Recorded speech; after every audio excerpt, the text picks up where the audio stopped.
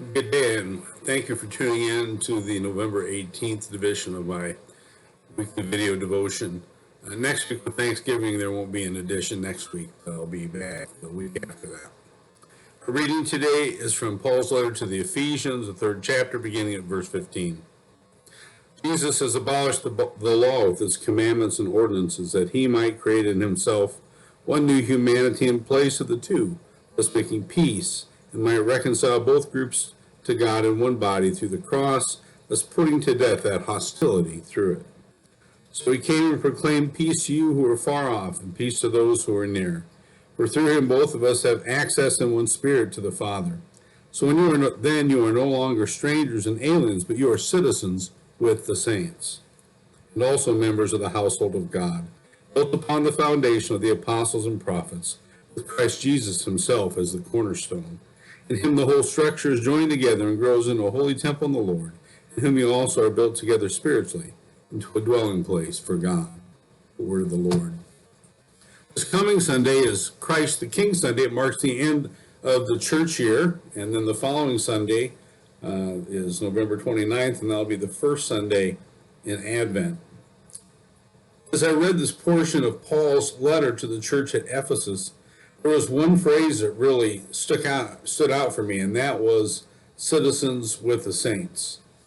Now, citizens with the saints was the theme of the first of two consecutive ELCA National Youth Gatherings that were held in the city of New Orleans. And this event marked the first large-scale convention that the city had hosted since Hurricane Katrina. The gathering staff did a great job of providing service opportunities for those groups that were attending. Each group had a designated service day, and everyone on their service day was to wear an orange t-shirt. The local TV stations picked up on this, and there was daily coverage of some of the projects that the groups were working on. The people of New Orleans were so excited about our being there that the day we wore our orange shirts, some people rolled down their windows and thanked us, and other people honked and waved as they drove by. It really made us feel welcome. This was such a healing event for the entire city that the presiding bishop of the ELCA announced at the closing worship, which was held on Sunday, that the mayor of New Orleans said that his one regret was that the entire city of New Orleans wasn't invited to the football stadium for a healing service to take place at our closing worship.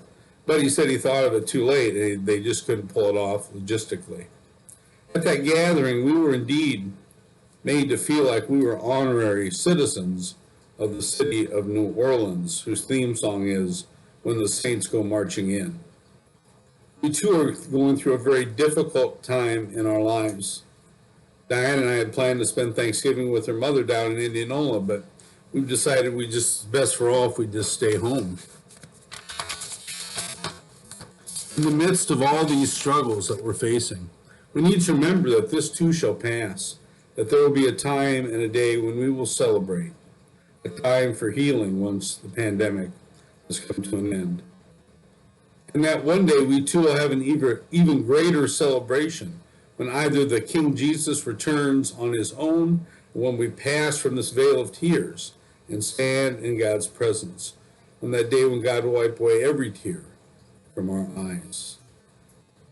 Remember these things and cling to them. And thanks for tuning in. Have a blessed Thanksgiving.